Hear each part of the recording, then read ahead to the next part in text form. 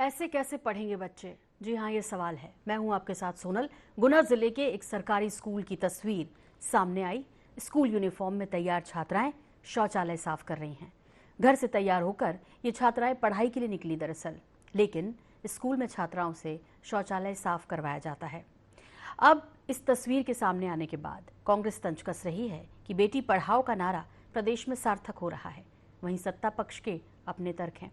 INS 24/7 ने इस मामले को गंभीरता से उठाया, जिसके बाद कलेक्टर ने मामले पर संज्ञान लिया। वहीं जिला शिक्षा अधिकारी ने जांच के लिए स्कूल भी पहुंचे हैं। एक रिपोर्ट।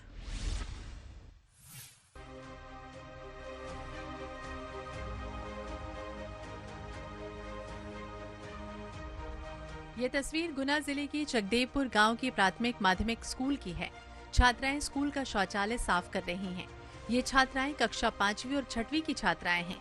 हाथ में झाड़ू लेकर टॉयलेट साफ करती दिखाई दी। ये बच्चियां तैयार होकर पढ़ने आई थीं, लेकिन यूनिफॉर्म पहने ही शौचालय साफ करने लगी। तस्वीर के वायरल होने के बाद कांग्रेस ने तंज कसा कि बेटी पढ़ाओ का नारा प्रदेश में सिर्फ नारा है, हकीकत तस्वीरें तो कुछ और ही बयां कर रही हैं। गुना जिले की जो तस्वीर आई है, जिसमें छात्राएं स्कूल यूनिफॉर्म में शौचालय साफ कर रही हैं, इससे ज्यादा दुर्भाग्यपूर्ण तस्वीर आज हमारे प्रदेश की और कुछ नहीं हो सकती। माननीय शिवराज सिंह चौहान जी को तुरंत संज्ञान लेकर दोषियों पर कार्रवाई करनी चाहिए और शिक्षा मंत्री को भी इसमें तुरंत गुना जिले का दौरा करना चाहिए। हम तो ये कहते हैं, ताकि वहां पे स्कूलों का निरीक्षण करके इन स्कूलों की जो हालात हैं उनको दुरुस्त किया जाए। वहीं सत्ता पक्ष का कहना है कि मामले की जांच की जा रही है। किन परिस्थितियों में छात्राओं से सफाई कराई जा रही थी, इसकी जांच के बाद ही इस मामले में कुछ कहा जा सकता है। सोशल मीडिया पर ये किसी ने जो वायरल किया है वो सही है या गलत है, दोनों उसके पक्ष हैं। सही है तो बहुत ही आपत्तिजनक है, और जो विद्यालय है, जो उसके कर्मचारी हैं, शिक्षक हैं, निश्चित तौर पर उन पर एक्शन होगा। और अगर वो किसी ने गलत है, कूटरचित है, तो ऐसी कूटरचित रचना करने वालों के विरुद्ध भी कार्रवाई होगी। शिक्षा के लिए सरकार लाखों रुपए खर्च कर रही है।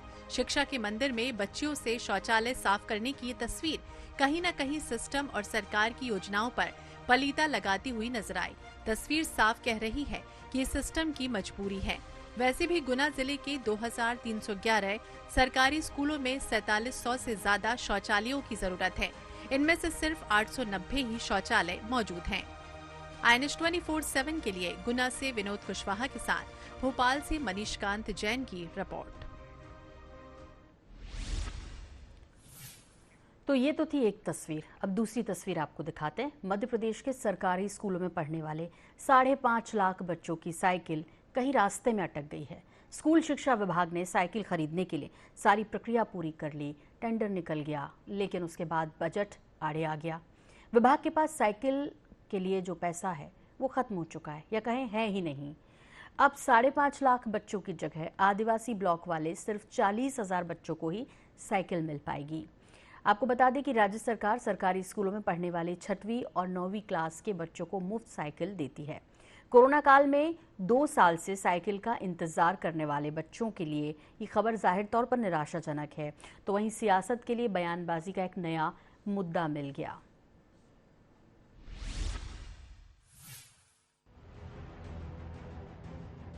स्कूल शिक्षा विभाग ने विधानसभा सत्र में साइकिल वितरण के लिए 160 करोड़ रुपए अनुपूरक बजट में मांगे थे।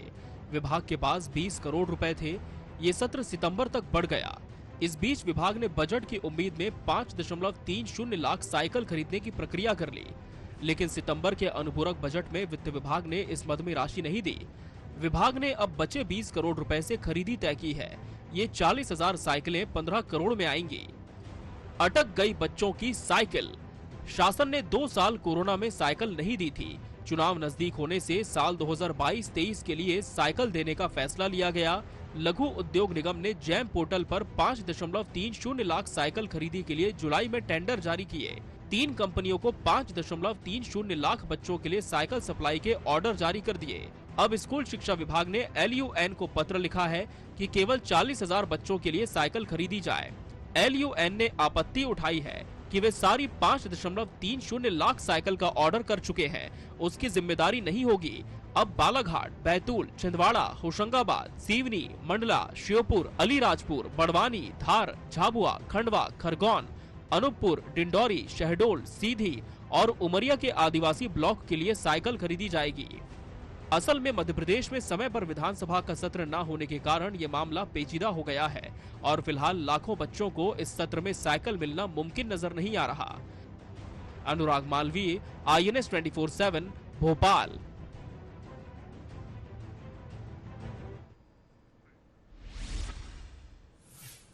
आपको बता दें कि विभाग के पास, शिक्षा विभाग के पास साइकिल के लिए सिर्फ 20 करोड़ रुपए ही हैं, उसी में खरीदना है। 40,000 साइकिलें आएंगी, लगभग 15 करोड़ की आएंगी।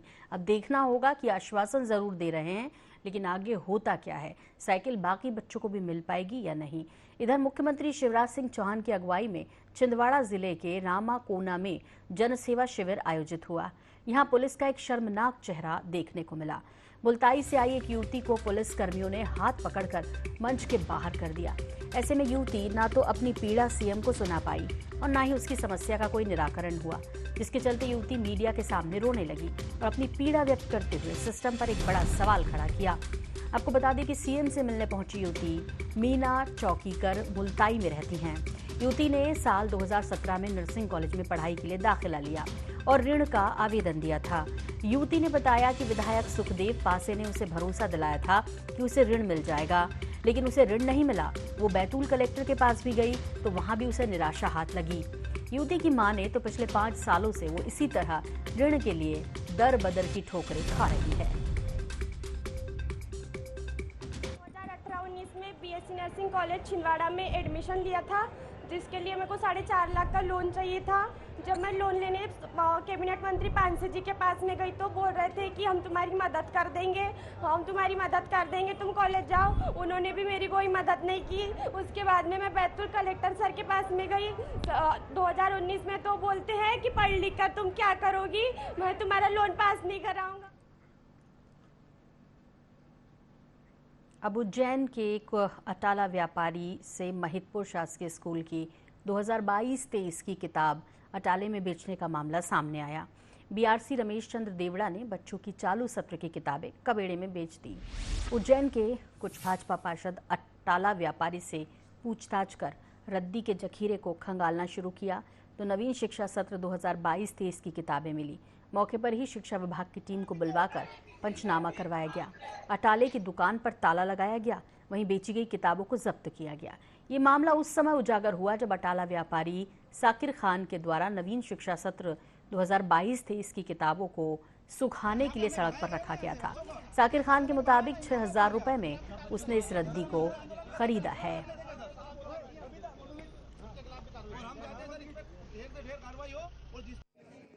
तथ्य सामने आएंगे तो पता चलेगा।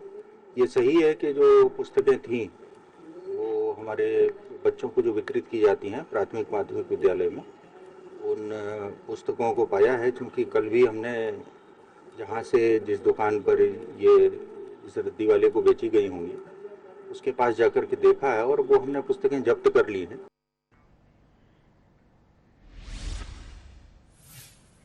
इधर मुरैना के जीवाजीगंज में संचालित कोचिंग के संचालक द्वारा छात्राओं के बीच खलनायक फिल्म के गाने पर जमकर ठुमका लगाने का वीडियो सोशल मीडिया पर वायरल हो रहा है। शिक्षक के इस कृत्य ने गुरु शिष्य की गरिमा को तो धूमिल किया। समाज में शिक्षक का नाम आदर और सम्मान के साथ लिया जाता है, लेकिन ऐसे गाने पर जिसको परिवार के बीच बैठकर सुन भी नहीं सकते, उसका नृत्य देख सकते हैं ये छात्राओं के बीच किस तरह किया जा रहा है। देखिए, गाने पर शिक्षक ने छात्राओं के बीच चुनरी ओढ़कर ठुमके भी लगाए बाकायदा। ये शर्मसार करने वाला कृत्य है। इस वीडियो को जिसने भी देखा वो शिक्षकों को कोसते ही नजर आया। तो ये मुरैना की तस्वीर।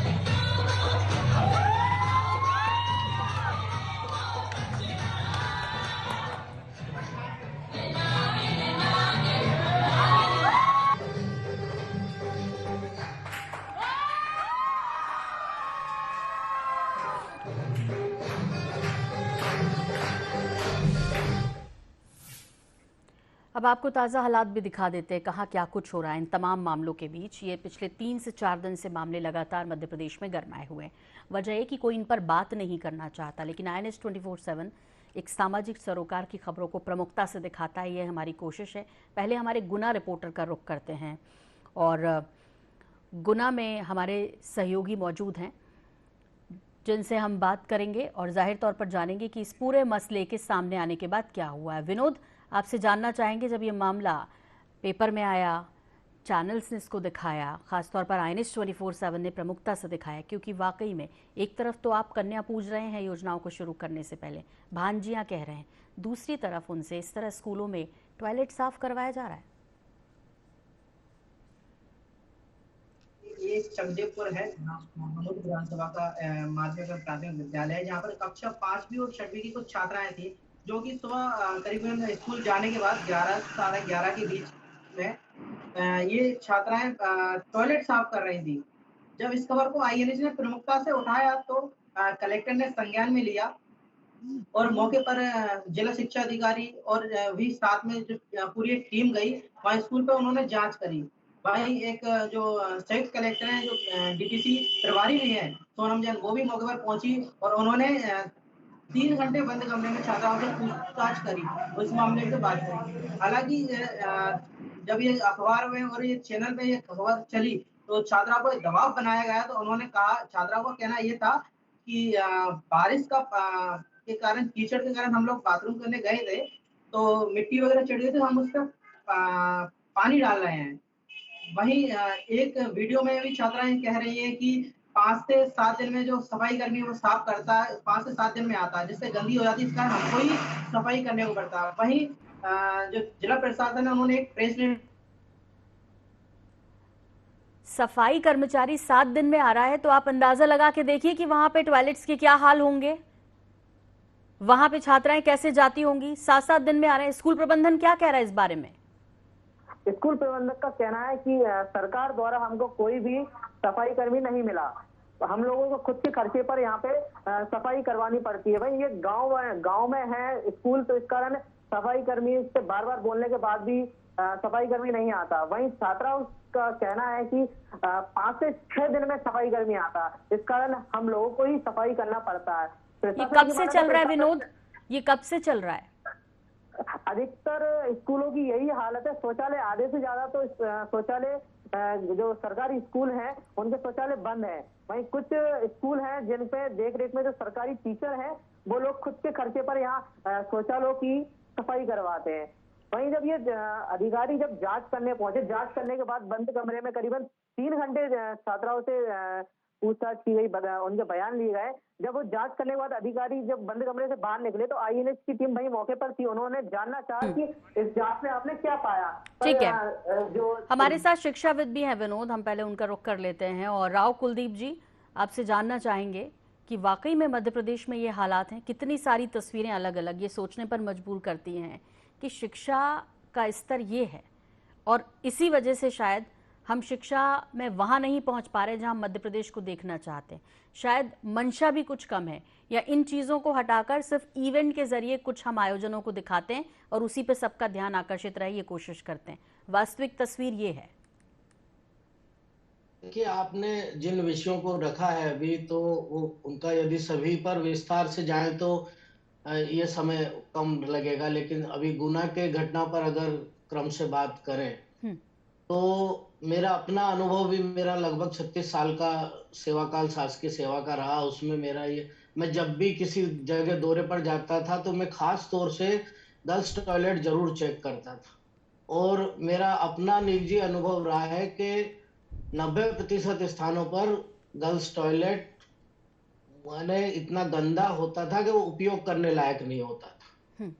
धीरे धीरे क्रम से उसकी ओर ध्यान भी गया, चेतना भी जगी और कुछ पिछले वर्षों में सुधार भी हुआ इस बात पे। लेकिन ये आज भी बड़ी सच्चाई है, उसके कारण चाहे कुछ भी हो, कुछ भी बता दिए जाए, लेकिन बालिकाओं का जो शौचालय है विद्यालयों में, और खास तौर से प्राथमिक और माध्यमिक कक्षा जहां मात्र वही लगती है, वो छोटे स्कूल हैं जहां संसाधनों की और भी ज्यादा कमी है, वहां तो और भी बुरी स्थिति है। उसकी उपलब्धता नहीं है, उपलब्धता है तो जो बनाया गया है वो फंक्शनल नहीं है, और फंक्शनल है भी तो उसकी नियमित सफाई नहीं होती, जैसे गुना की ये बच्चियां भी बता रही हैं।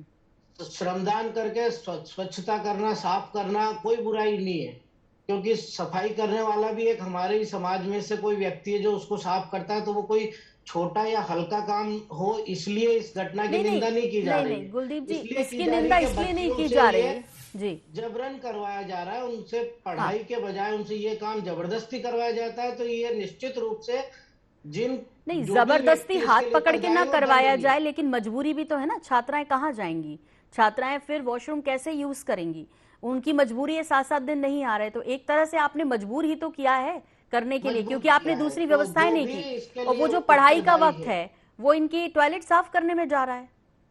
निसंदेह आपकी बात से बिल्कुल भी असहमत नहीं हुआ जा सकता। जो भी हुआ है वो गलत है, निंदनीय है, और संबंधित जो भी इसके लिए दोषी उस पर कार्रवाई वो एक अलग बात है। लेकिन ये व्यवस्था सारे मध्य प्रदेश में सुनिश्चित होनी चाहिए कि इस तरह की स्थिति कहीं भी ना बने, बच्चियों को ये काम व्यवस्था के कारण ना करना पड़े, और सभी जगह खास तौर से बालिकाओं के टॉयलेट बहुत साफ सुथरे और फंक्शनल होने चाहिए, उनमें सुविधाएं उपलब्ध होनी चाहिए।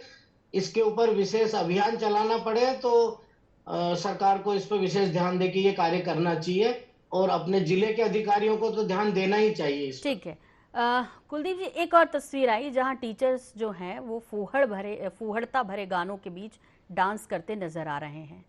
ये क्या सिखा रहे हैं बच्चों को? और जहां उंगली रखी है एक कोचिंग की तस्वीर है वो। हाँ। और आज के समय में कोचिंग के नाम पे जो अभिभावकों का एक अंधी दौड़ है, आकर्षण है, क्योंकि स्कूल अपनी महत्ता धीरे धीरे खो रहे हैं, तो सबको लग रहा है कि जो कुछ मिलेगा कोचिंग में मिले। और कोचिंग कौन चला रहा है, उसकी क्या मर्यादा है, उसके ऊपर किसका नियंत्रण है, ये समाज भी नहीं देख पाता, न शासन देखता है। तो ये इस तरह की घटनाएं समाज की उस जो ये कोचिंग की तरफ भागने की जो प्रवृत्ति है, और बिना मतलब जांच परखे आंख मूंद करके उन पे विश्वास करना कि कोचिंग तो अच्छा ही होगा, स्कूल खराब होगा, तो वो ऐसे व्यक्तियों के सामने फिर हमारे बच्चे ऐसे संस्कार वहां से लेकर आते हैं। ठीक है, सरकारी स्कूलों को इसके लिए मजबूत होना पड़ेगा कि वहाँ अच्छी शिक्षा मिले, तो किसी को वहाँ जाना ही ना पड़े। ये मामला तो कोचिंग के टीचर्स का था, आपने कह दिया, लेकिन ऐसे कई शिक्षक हैं जो शराब पीकर भी पहुंचते हैं। समय समय पर वो उदाहरण भी देखने को मिलते हैं। जो महिला शिक्षिकाएं हैं वो अपने बच्चों को लेके जाती हैं, वहाँ छात्राएं संभालती हैं, वो स्वेटर बुनती हैं। अभी भी होता है सर, गाँव और जो क्षेत्रीय स्कूल है वहाँ अभी भी ये तस्वीरें आती हैं। तो फिर पेरेंट्स को विश्वास करना पड़ेगा कोचिंग क्लासेस पे कि उनके बच्चों पर प्रॉपर कोई ध्यान दे। अब मैं तीसरी घटना की बात करती हूँ, मुल्ताई की, जो बच्ची परेशान है लंबे समय से लोन के लिए। वैसे तो कह रहे हैं कि आत्मनिर्भर भारत, आत्मनिर्भर युवाओं को बनाना है, मध्य प्रदेश में इतनी सारी सुविधाएं दे रखी हैं, लेकिन वो जो बच्ची सीएम के कार्यक्रम में नहीं जा पाई, इसके अलावा कलेक्टर से गुहार लगा चुकी है, वो बाकायदा विधायक से बात कर चुकी है, लेकिन उसको न्याय नहीं मिला। फिर ये इस तरह से बच्चियों का जो आत्मविश्वास है वो टूटेगा या नहीं टूटेगा, और इसके लिए जिम्मेदार कौन? देखिए, ये जो व्यवस्था एक शासन नीति बनाता है, योजनाएं बनाता है, लागू करने का काम है कार्यपालिका का।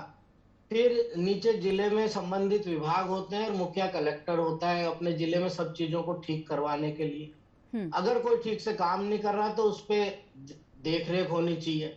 इस बात से इनकार करना बड़ा कठिन है कि तंत्र में कहीं ना कहीं ऐसी कमियां हैं जिसके कारण इस तरह तस्वीरें दिखाई देती है। रोती हुई उस बच्ची को रोते हुए देख के मुझे भी मेरा दिल भर आया था कि वो कितनी पीड़ा उसकी माने उसके भीतर भरी हुई थी, और वो स्पष्ट दिखाई दे रही थी। वो जब आपके कैमरामैन उसके चेहरे को दिखा रहे थे, नर्सिंग की स्टूडेंट थी वो जी, नर्सिंग की स्टूडेंट है, उसको आगे अपना भविष्य बनाना है। तो ये एक बेशर्म तंत्र है जो शासन की अच्छी नीतियों को भी सही कारगर तरीके से लागू होने में कहीं नहीं, उल्टा उसको ये कहा जा रहा है कुलदीप जी कि तुम पढ़ लिख कर करोगी क्या, उल्टा उसको ये कहा जा रहा है पढ़ लिख कर करोगी क्या। अब जिम्मेदारी वाली कलेक्टर भी ऐसी बातें कर दें, जो विधायक है वो भी जो उनसे मिली उन्होंने भी इस तरह की बातें कर दी। सीएम के कार्यक्रम में उसको मिलने नहीं दिया गया। वैसे तो सीएम त्वरित निर्णय लेने के लिए जाने जाते हैं मध्य प्रदेश के, वो मंच से ही बर्खास्त कर देते हैं, निलंबित कर देते हैं अधिकारियों को। लेकिन यहाँ पर एक युवती जो मिलना चाहती थी उसको उन तक नहीं पहुंचने दिया गया। शायद वो पहुंचती तो उसका कुछ काम बनता, ये उम्मीद करते हैं। मैं आपसे बात साझा करना चाहता हूँ। इसी छिंदवाड़ा जिले की एक बच्ची 4-5 साल पहले दिल्ली में इंस्पायर अवार्ड में पूरे देश में प्रथम आई थी, उसका मॉडल जो वो लेके गई थी जी। उस अंचल से ऐसे भी बच्चे निकलते हैं, और यदि ऐसे हतोत्साहित करने वाले अधिकारियों के विरुद्ध तत्काल कार्रवाई नहीं की गई तो ये निश्चित रूप से शासन की मंशा पे भी प्रश्न चिन्ह उपस्थित करता है। इसलिए उस व्यक्ति पे तो बिल्कुल कार्रवाई होनी चाहिए जिसने उसका मनोबल गिराया कि तुम पढ़कर क्या करोगी। वो जो उस जगह पर जो बैठ के वो कर रहा है, उस कुर्सी को तोड़ रहा है, वो इन लोगों की सहयोग करने के लिए, इनकी सहायता करने के लिए वो जनता के दिए हुए कर के खजाने से तनख्वाह लेके वो व्यक्ति उस कुर्सी पर बैठा हुआ है। ठीक है, उम्मीद करेंगे कि ये मैसेज जो है वो संबंधितों तक पहुंच रहा है। मुख्यमंत्री यदि देखें इस कार्यक्रम को, देखें उस बच्ची की पीड़ा यदि उन तक पहुंच पाई है, हमारे माध्यम से ना सही किसी और माध्यम से यदि वो मीडिया के सामने आई है, तो यदि वो पहुंच पाई है तो उम्मीद यही करेंगे कि कम से कम इसके बारे में संज्ञान लिया जाना चाहिए। वो परेशान है, बहुत यंग सी युवती है और जाहिर तौर पर उसने नर्सिंग का यदि कोर्स किया है तो लोन वो चाहती है, वो उसे ज़रूर मिलना चाहिए यदि आप वाकई में मध्य प्रदेश के युवाओं को एक दशा देना चाहते हैं, एक दिशा देना चाहते हैं। और अब मैं अपने छिंदवाड़ा रिपोर्टर का रुख करना चाह रही हूँ। राजेश दीक्षित से जानना चाहेंगे कि छिंदवाड़ा में जो कुछ ये देखने को मिला उसमें क्या कुछ अब कह रहे हैं, क्या कुछ सामने आया, पूरी प्रतिक्रिया जब ये खबर मीडिया में आई उसके बाद राजेश क्या अपडेट है आपके पास? जी, कल यहाँ पर मुख्यमंत्री के जनसभा आयोजन की गई थी। उसमें जमाने भर की योजना, पूरे केंद्र सरकार से लेकर मध्य प्रदेश सरकार की योजनाओं का जायजा लिया जा रहा था। उस दौरान वो युवती वहां खड़ी हुई थी। युवती गुहार लगा रही थी कि मुख्यमंत्री से किसी भी तरह बात हो जाए। वो नर्सिंग कॉलेज कर चुकी थी, नर्सिंग कॉलेज कोर्स कर चुकी थी और वो चाह रही थी कि उसको उसके लिए लोन मिल जाए, लेकिन उसको मुख्यमंत्री तक पहुंचने नहीं दिया गया है और मुख्यमंत्री पहुंचने के पहले पुलिस कर्मियों ने उसको बाहर निकाल दिया गया था। उसके बाद वो रोती हुई, बिलखती हुई बाहर निकल गई थी। वो बार बार गुहार लगा रही थी कि मुख्यमंत्री से मिलने दिया जाए, लेकिन उसको मुख्यमंत्री से नहीं मिलने दिया गया। ऐसे में यदि मुख्यमंत्री जो अपनी भांजियों की बात करते हैं और उनकी भांजियों को यदि ये मौका नहीं मिलता है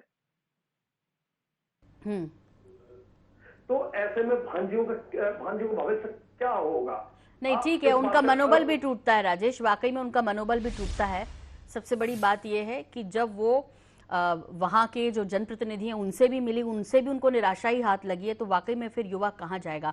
बहुत संक्षेप में चलते चलते कुलदीप जी आपसे, उज्जैन का भी एक मामला आया था, अभी इसी सेशन की किताबें रद्दी में बिक रही थी, इसे किस तरह से देख रहे हैं आप? वाकई में आपको नहीं लगता कि शिक्षा व्यवस्था को बेहद बेहद बेहद दुरुस्त करने की जरूरत है मध्य प्रदेश में? मैं आपसे पूर्ण सहमति व्यक्त करता हूं कि मध्य प्रदेश की शिक्षा व्यवस्था में ऐसा कुछ एक ओवरहालिंग करने की जरूरत है ताकि ऊपर से नीचे तक ये संदेश जाए कि ये इस तरह की अंधेरगर्दी नहीं चलेगी। दिन दहाड़े यदि विद्यार्थियों की पुस्तकें कबाड़े में बेच के कोई व्यक्ति ये सोचता है कि आज के समय में इस तरह का भ्रष्टाचार करके और वो सुरक्षित बच सकता है, तो ये विभाग के लिए स्वयं की अपनी छवि के लिए चिंता का विषय है कि यदि उनके विभाग में ऐसी अंधेरगर्दी चल रही है तो उनको इसकी ओवरहालिंग करने की आवश्यकता है, बहुत सख्त कदम उठाने की आवश्यकता है। बिल्कुल, तो शिक्षा विभाग के संबंधित अधिकारी यदि हमें सुन रहे हैं, हमें देख रहे हैं, तो उम्मीद यही करेंगे कि ये हाल है। कुछ तस्वीरें जो कि अभी सामने आई हैं, यदि और इनके लिए खंगाला जाएगा तो न जाने और किस तरह की तस्वीरें सामने आएगी, पर हम नहीं चाहते कि ऐसा हो, इस तरह की तस्वीरें सामने आए। हम तो यही चाहते हैं कि व्यवस्थाएं आखिरी अंतिम छोर तक दुरुस्त हों। इसी मकसद के साथ आप सभी का बहुत शुक्रिया, बहुत धन्यवाद हमसे जुड़ने के लिए। और हमारे स्पेशल प्रोग्राम में फिलहाल इतना ही, लेकिन INS 24/7 पर जारी खबरों का सिलसिला बनी रही हमारे साथ। नमस्कार।